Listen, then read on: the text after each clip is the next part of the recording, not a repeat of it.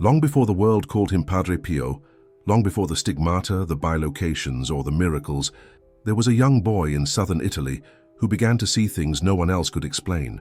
Francesco Forgione was only a teenager when the invisible world broke open around him. In the quiet of the small stone house in Pietrelcina, in the stillness of early prayer, and even in the harsh silence of the countryside, he was confronted by visions that would shape the rest of his life. Visions of beauty, of agony, and of terrifying deception. The first time it happened, he thought he was dreaming, but he wasn't. It was the appearance of a child, luminous, celestial, radiating a tenderness that overwhelmed him. Then came the second vision, Christ himself, bleeding, suffering, offering him a share in his wounds. And then, the third vision, the one that burned itself into his memory, a demonic presence that tried to deceive him with cunning, darkness, and force. These three visions became the foundation of everything he would become. They marked him not just spiritually, but psychologically, physically, and emotionally.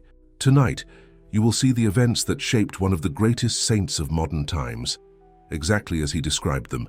Before we continue with these three extraordinary visions that shaped the young Padre Pio forever, do something simple that helps us reach more souls. Write in the comments where you're watching from, your city and your country. And if these stories of the saints inspire you, make sure to subscribe right now so you never miss the next powerful testimony that we uncover here.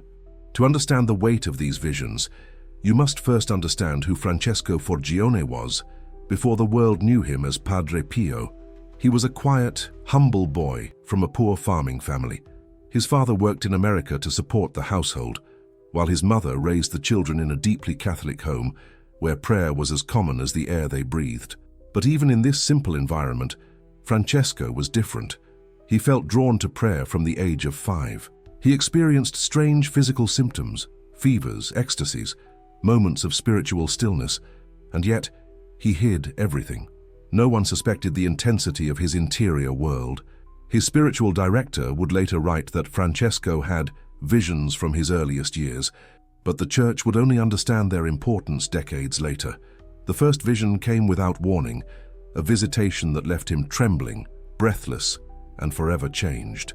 The first documented vision of the young Francesco is one of the most tender and mysterious in his entire spiritual journey, the appearance of the celestial child Jesus. This happened when he was still very young, long before he entered the Capuchins. In his own letters, he describes praying in the tiny room of his family's home when a beautiful child, radiant with heavenly light, appeared before him. The child did not speak with words, but with a presence that filled the room with peace so overwhelming that Francesco felt as if he would faint. The child touched his heart with a purity and sweetness that carved itself into the deepest part of his soul.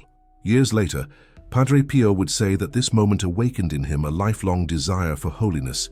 This vision was not sentimental, it was transformative, the beginning of a divine friendship that prepared him for the suffering to come. The celestial child returned multiple times throughout his youth. Sometimes the vision appeared suddenly, in moments of intense prayer. Other times, it came in dreams so vivid they felt more real than waking life.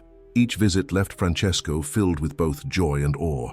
The child seemed to be training him, molding him, calling him into a deeper union with God. But this sweetness was preparing him for something else, a vision far darker, far heavier, and far more demanding. It is impossible to understand the later sufferings of Padre Pio, the stigmata, the spiritual battles, the relentless temptations, without knowing that his heart had first been formed by the tenderness of the child Jesus. The first vision gave him the strength to endure the second. The second vision came with the force of a storm. It happened when Francesco was older, already discerning his vocation. He was praying intensely when suddenly Christ appeared before him, not as the gentle child, but as the crucified Lord, bleeding, suffering, trembling with the weight of humanity's sins. In his letters, Padre Pio describes this moment with words that burn. He appeared wounded, torn, bleeding, and he asked me to take part in his suffering. The vision was not symbolic, it was real. He felt the wounds in his own body, not yet breaking the skin, but burning with spiritual intensity. This vision marked him forever. It was a foreshadowing of the stigmata he would one day receive.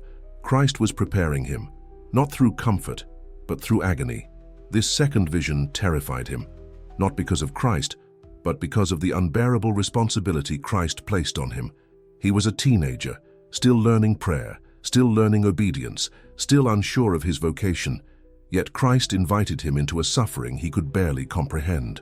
The wounds he felt interiorly would later burst into physical reality when the stigmata appeared. But even then, he never forgot the first time he saw Christ bleeding. This vision was the turning point. After this moment, Francesco could no longer live like an ordinary boy. He knew that God was calling him to a path of extraordinary sacrifice, and he accepted it, trembling, afraid, but obedient. But if Christ prepared him through pain, the enemy prepared him through deception. The third vision came like an assault. It happened during his early years with the Capuchins, while he was still young in the faith. In his correspondence, Francesco describes a moment when a figure appeared to him, beautiful, noble, shining with a false light, a figure that looked like an angel. But something was wrong. The presence carried a coldness that pierced him, and then the disguise fell. The figure's beauty twisted into darkness. It was the devil, furious, cunning, and determined to deceive him. This was not a dream. It was a direct confrontation, and it would not be the last. The demonic vision escalated quickly. Francesco describes being spiritually attacked, not physically, but internally, through fear, confusion, and temptation.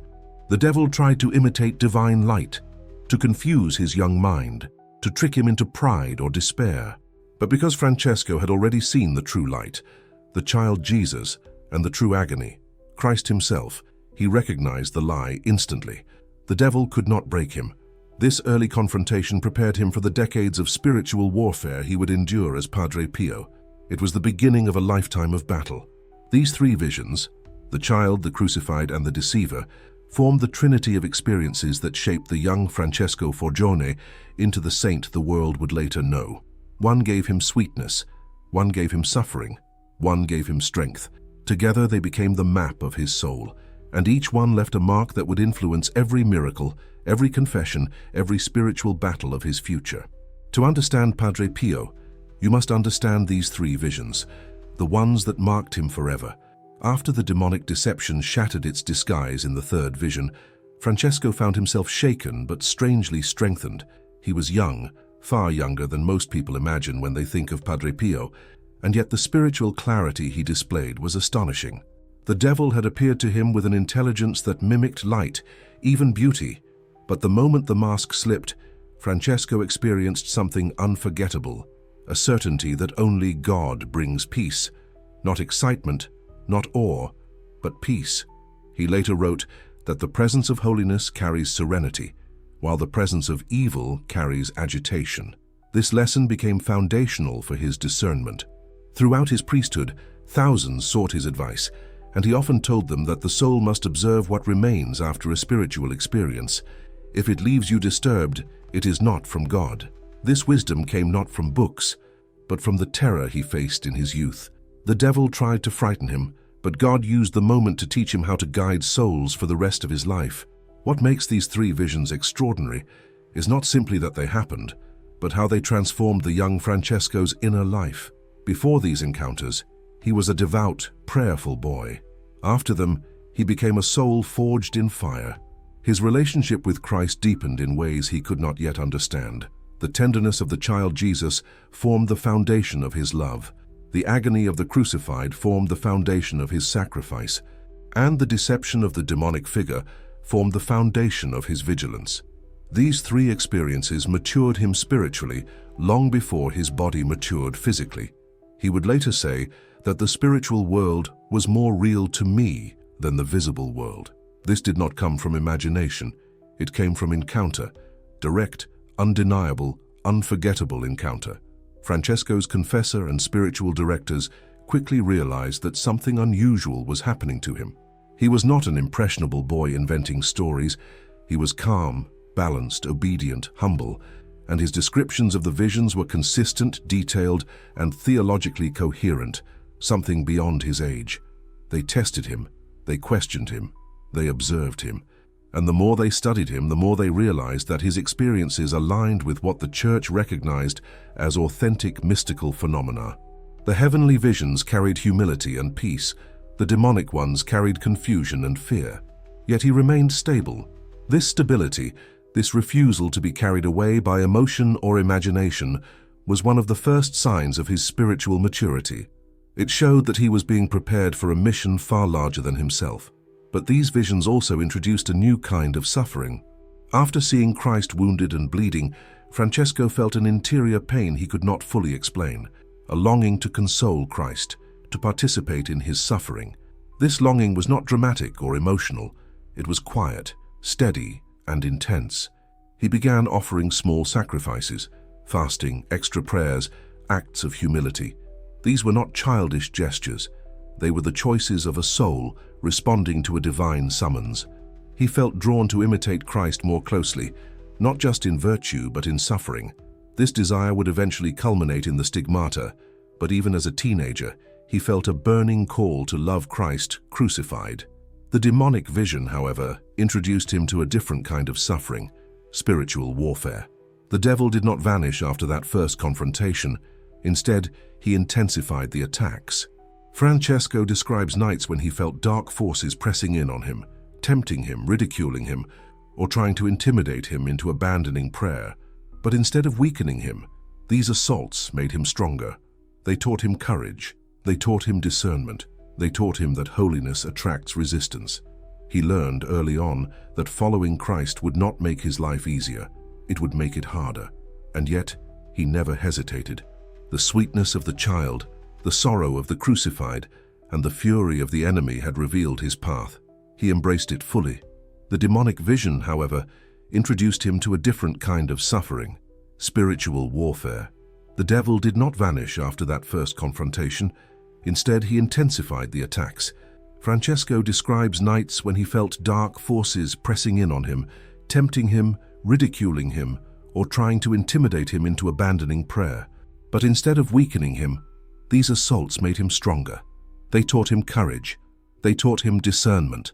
They taught him that holiness attracts resistance. He learned early on that following Christ would not make his life easier. It would make it harder. And yet, he never hesitated. The sweetness of the child, the sorrow of the crucified, and the fury of the enemy had revealed his path. He embraced it fully. The more the enemy attacked him, the more Christ drew near. In later years, Padre Pio would often say that God allows the devil to attack a soul only when he intends to raise that soul to higher holiness. This insight came from experience. The demonic assaults did not diminish after the first vision. They evolved. Sometimes the enemy appeared in deceptive beauty, other times in horrific rage. Padre Pio once wrote that the devil takes many shapes, but always leaves the same stench of despair. This knowledge came from the early years, from the third vision, when the false angel revealed its true form. The experience left a scar, but also a wisdom that would guide thousands of people through their own battles with temptation. During this time, Francesco also began to experience moments of deep mystical union, brief flashes where the presence of Christ overwhelmed him with love, peace, or sorrow. These were not visions, but interior movements of grace. They confirmed the authenticity of everything he had seen. When he later became Padre Pio, he would guide souls by teaching them the difference between divine consolation and emotional excitement. This wisdom came from the early years, from the alternating sweetness of the child and the terror of the demonic presence. He learned that the spiritual life is not constant light. It is a battlefield where grace and temptation meet, and he learned to walk through that battlefield with trust. As he grew older, the interior wounds left by the vision of the crucified Christ deepened. He began to feel more and more the spiritual imprint of Christ's suffering on his own body. Long before he received the stigmata at San Giovanni Rotondo, he felt burning sensations where the wounds would later appear. This was not imagined. It was documented in letters he wrote to his spiritual directors. The vision had not simply shown Christ's wounds, it had invited him to share them. And that invitation would follow him for the rest of his life. By the time Francesco entered the Capuchins officially, he was no longer the quiet boy from Pietrelcina. He was a soul marked permanently by three visions that revealed three dimensions of the supernatural world: divine tenderness, divine sorrow, and diabolic deceit. These experiences formed the spiritual architecture of his priesthood. Every miracle, every confession, every bilocation, every moment of spiritual insight flowed from these early encounters. To understand Padre Pio the saint, you must understand Francesco the visionary, and we are only just beginning. As Francesco matured under the guidance of the Capuchins, his early visions continued to echo through every corner of his spiritual life. The child Jesus taught him tenderness, purity, and humility, virtues that would later shape his ministry in the confessional. The crucified Christ taught him sacrifice, endurance, and the mystery of redemptive suffering, and the demonic deception taught him vigilance, clarity of discernment, and distrust of spiritual phenomena that lacked peace. These three pillars formed the foundation of what would become one of the most extraordinary priesthoods in church history. The people who later encountered Padre Pio, the miracle worker, the stigmatist, the spiritual father, saw the fruit. But the roots were here, in these visions, hidden in the quiet years before the world knew his name. Francesco's innocence was gone, replaced by a maturity and gravity far beyond his age. The supernatural had become his teacher. One detail often overlooked is how physically fragile Francesco was during these years.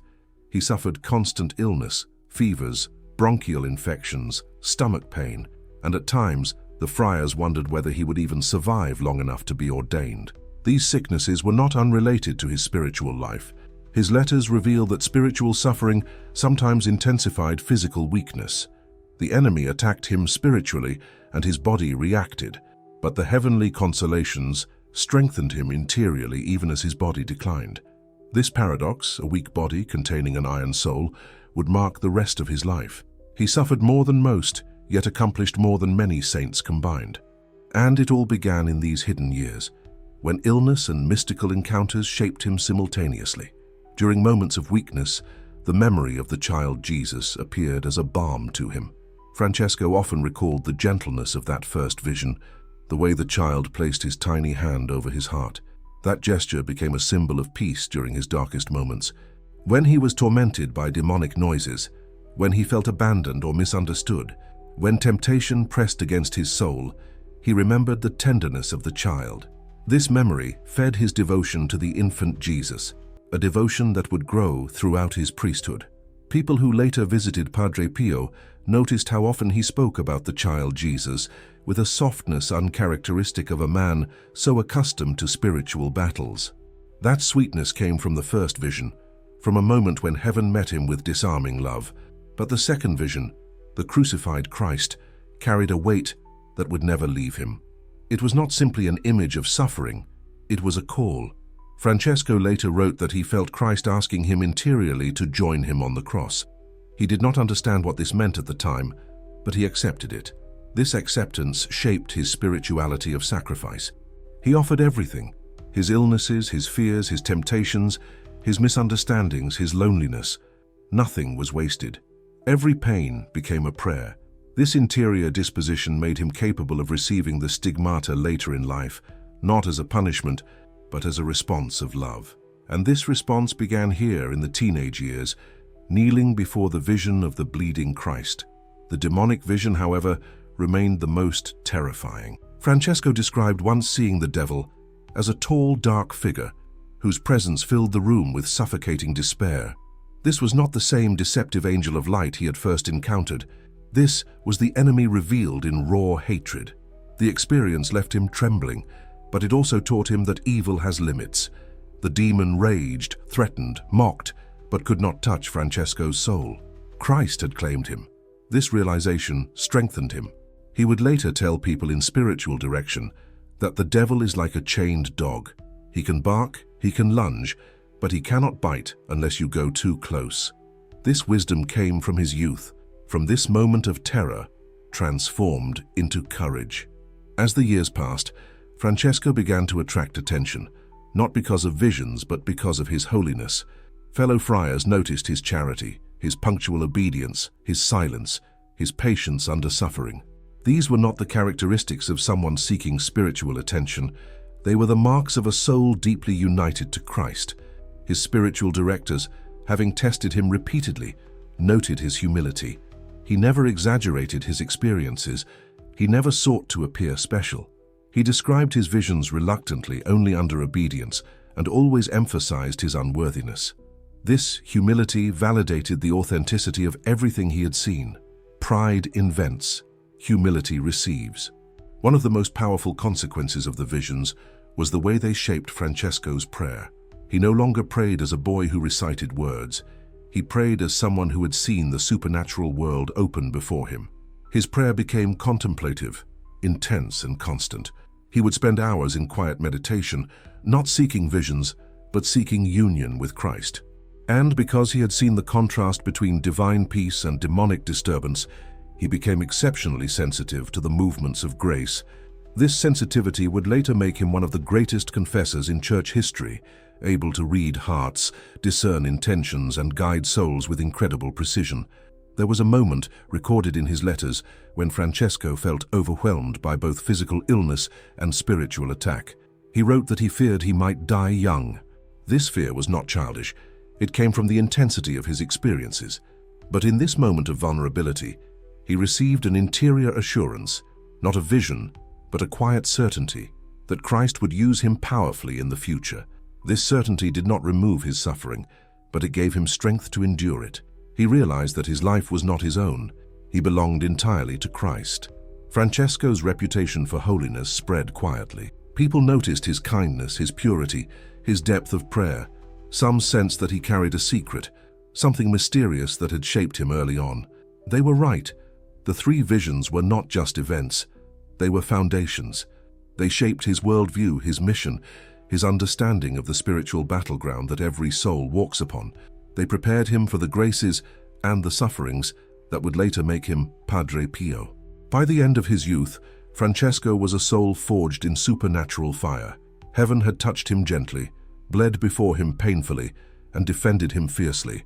Hell had confronted him violently, and yet, through all of this, he had remained humble, obedient, and faithful. These early years were the hidden season of preparation for a saint who would one day bear the wounds of Christ, read souls, and convert multitudes. The world would one day know Padre Pio, but only a few knew Francesco, and fewer still understood the three visions that shaped the man he would become. Now we begin to see what God was crafting in silence. As Francesco approached the final years before ordination, something remarkable happened. The supernatural phenomena began to quiet. The visions became rarer, the consolations fewer, and the demonic disturbances less violent. Instead, a deep interior silence settled into his soul, not emptiness, but a profound stillness. This was God's way of preparing him for priesthood, shifting him from extraordinary experiences to extraordinary fidelity. The Church teaches that mystical graces are never permanent. They are given for a mission, then withdrawn, so that the soul may walk by faith, not sight. Francesco felt this transition acutely. Without the heavenly sweetness of the child Jesus, or the overwhelming love of the crucified Christ appearing visibly, he had to learn to encounter them in prayer alone. And it was in this silence that his virtue matured. God had shown him wonders, but now God was teaching him endurance. Saints are not born in visions. They are formed in perseverance. Still, the memory of each vision continued to guide him. The child Jesus shaped his gentleness in spiritual direction. The crucified Christ inspired his willingness to suffer for souls, and the demonic encounter sharpened his discernment, especially when consolations were absent. Francesco learned that faith must endure even when the supernatural becomes invisible. This understanding would prove essential later, when his stigmata, bilocations, and miracles brought worldwide attention. Without this early formation, he might have become attached to spiritual phenomena. Instead, he remained detached even from miracles. His identity was not the young friar who saw visions, but the soul who wants to love Christ perfectly. The early supernatural experiences had fulfilled their purpose. They had rooted him in humility and vigilance. Now he could walk the harder path, the path without visible signs. It was during this time that his greatest interior battle began, a sense of unworthiness so deep that it caused him immense suffering. Francesco often wrote that he felt incapable of the priesthood, unworthy of the altar, unfit to hold the body and blood of Christ. This was not the false humility of self-praise disguised as modesty. It was genuine awe before the priestly mystery. Those who knew him later testified that Padre Pio approached the altar with the same trembling reverence he had as a young friar. The memory of the vision of the crucified Christ made him acutely aware of the darkness of sin and the weight of redemption. He knew that every Mass made present the same sacrifice he had seen with his own eyes. No wonder he felt unworthy. He had glimpsed the mystery too closely. His spiritual directors recognized this humility and encouraged him, insisting that God himself was forming him. They never dismissed his visions, but they always reminded him that the real measure of holiness is obedience, charity, and sacrifice. Francesco obeyed impeccably. He accepted corrections, performed hidden tasks, and embraced humiliation without resistance. This obedience purified him more deeply than any mystical vision could. The devil could imitate light, sound, feelings, and even apparitions, but he could not imitate obedience. And so Francesco learned to distrust anything that led away from humility. This attitude would protect him throughout his life, especially when extraordinary phenomena returned in adulthood. One of the most revealing episodes occurred when Francesco confided to a spiritual director that he feared being deceived again by the devil. The priest responded simply, "A soul who is humble is never deceived for long." That sentence became a guiding principle for Francesco. He understood that spiritual pride was more dangerous than any demon. Pride opens the door, humility shuts it. Pride blinds, humility illuminates. Pride seeks signs, humility seeks God alone. This insight shaped the spirituality of the future Padre Pio, who would later say to his spiritual children, "Do not seek extraordinary graces, seek to love Jesus. Everything else is temptation." As ordination approached, Francesco carried within him a mixture of fear and anticipation. The child Jesus had shown him tenderness. The crucified Christ had shown him suffering. The demon had shown him the reality of spiritual warfare.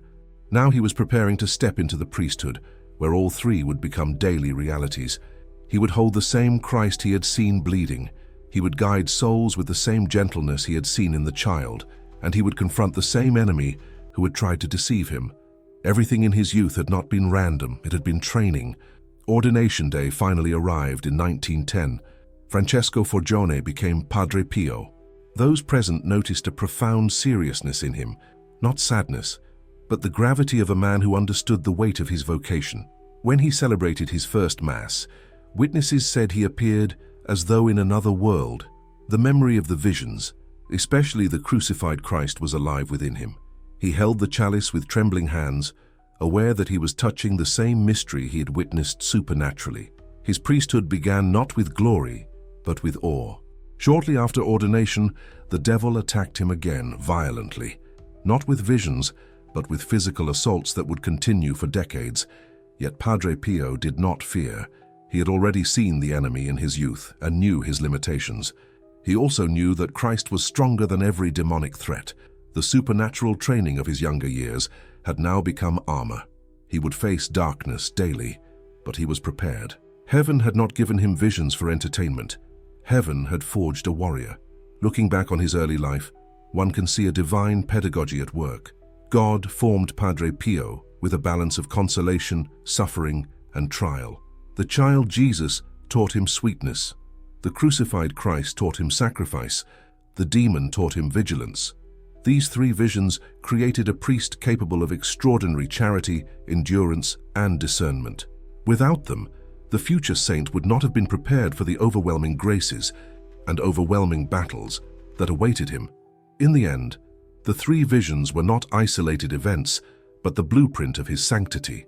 They marked him forever, shaping his identity long before the world knew his name.